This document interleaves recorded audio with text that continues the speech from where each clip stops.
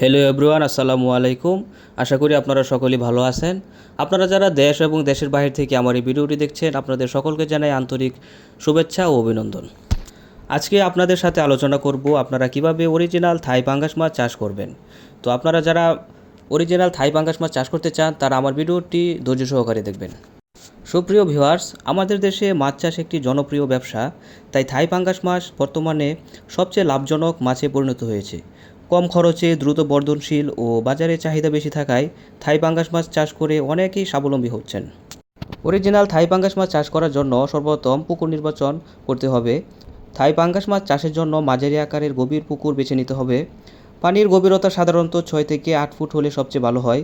পুকুরে চাষ শুরু করার আগে পুকুরে চুন, জৈব সার এবং প্রয়োজনীয় ওষুধ দিয়ে পানি ও পরিবেশ প্রস্তুত করতে হবে, যাতে করে পুকুরের পানিতে প্লাঙ্কটন তৈরি হবে এবং পুকুরের মাছ প্রাকৃতিকভাবে খাবার পেতে পারবে।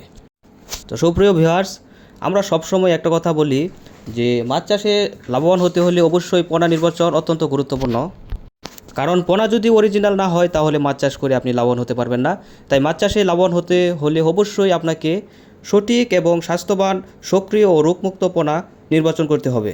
সাধারণত পোনা বিক্রির জন্য প্রতি শতাংশে 1000 থেকে 1200 পিস মাছ চাষ করা যায়। আর যদি আপনি এই মাছগুলো কালচার হিসাবে চাষ করতে চান, তাহলে প্রতি শতাংশে 80 থেকে 100 পিস মাছ চাষ করতে পারবেন।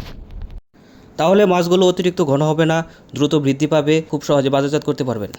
তবে পুকুরের আকার ও ব্যবস্থাপনার উপর ভিত্তি করে সংখ্যাটি নির্ধারণ করা উচিত। তো খামারি ভাইয়েরা, পাঙ্গাস মাছ চাষ দ্রুত বেড়ে ওঠার জন্য উচ্চ প্রোটিনযুক্ত খাবার প্রয়োজন। বাজারে তৈরি খাদ্য পাওয়া যায়, আবার অনেকে নিজেরাও খাদ্য তৈরি করে দেন। নিয়মিত সকাল ও বিকালে খাবার দিলে মাছ খুব দ্রুত বৃদ্ধি পায়। আর আপনি যদি খুব দ্রুত সময়ে মাছগুলোকে বাজারজাত করতে চান, তাহলে বাজারের ফিড খাবারগুলো আপনাকে খাওয়াতে হবে। তাহলে আপনারা মাছগুলোকে 5 থেকে 6 মাসের মধ্যেই বাজারজাত করতে পারবেন ইনশাল্লাহ। এ সময় প্রতিটি মাছের ওজন হবে 1.5 থেকে 2 কেজি, যা আপনি বাজারে ভালো একটা দামে বিক্রি করতে পারবেন। অনেক নতুন উদ্যোক্তা আছেন, চাষ শুরু করার জন্য ভালো মানের পোনা খুঁজে থাকেন। আপনি যদি নিজে হ্যাচারি থেকে মানসম্মত পোনা সংগ্রহ করে বিক্রি করতে পারেন, তবে এটি থেকে ভালো মুনাফা আসবে।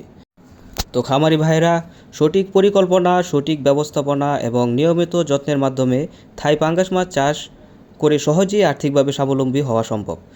পাশাপাশি পোনা বিক্রয়ের মাধ্যমে বাড়তি আয় করাও যায়। তাই আপনারা যারা মাছ চাষে আগ্রহী, তারা নিশ্চিন্তে থাই পাঙ্গাস মাছ চাষ করা শুরু করতে পারেন। তো সম্মানিত ভিউয়ার্স, আপনারা যারা বেকার রয়েছেন, বেকার না থেকে আজই মাছ চাষ শুরু করুন, অধিক টাকা আয় করুন। তো আজকের মতো ভিডিওটা এখানেই শেষ করছি। ভিডিওটি যদি আপনার ভালো লাগে তাহলে একটা লাইক দিন, কমেন্টে জানিয়ে দিন আপনার মূল্যবান মতামত।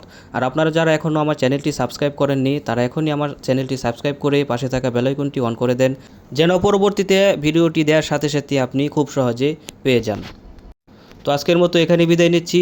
সকলেই ভালো থাকবেন, সুস্থ থাকবেন। আসসালামু আলাইকুম।